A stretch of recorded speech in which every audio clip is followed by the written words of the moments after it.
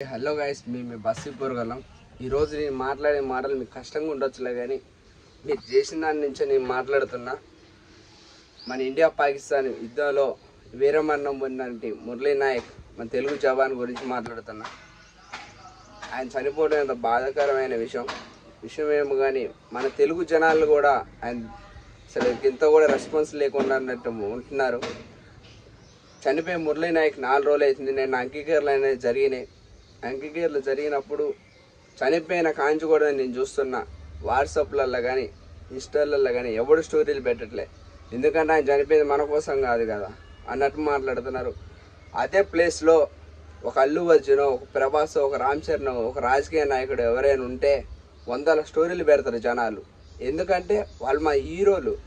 వాడెవడో చనిపోతే మాకెందుకని దిమాకులో ఉన్నారు. ఒక స్టోరీ అంటే ఒక స్టోరీ కూడా పెట్టలేదు. ఎవడో 100లకు ఒకడు పెట్టిండు. అలాంటి సమాజంలో బతుకుతున్నాం మనం. ఒక అల్లు అర్జున్ ఈడెవడో కూడా వాడు తెలియదు. వాడి కోసం వచ్చి వీడు ఏం చేయడు. మన కోసం పానం త్యాగం చేసి ఆడ బోర్డర్లో చనిపోయిన వ్యక్తికి మన స్టోరీలు కూడా పెట్టట్లేదు. కనీసం అసలు స్టోరీలే కానీ అసలు ఎలాంటి న్యూస్ కూడా స్ప్రెడ్ చేయట్లేదు ఇక్కడ ఉన్న జనాలు. మన తెలుగు జనాలు అందుకే వెనకబడే ఉంటున్నారు. ఐక్యతగా ఉండాలి ఎప్పుడైనా. బాధాకరమైన విషయం ఇదే మీతో షేర్ చేసుకున్నాను వీడియో చేస్తాను.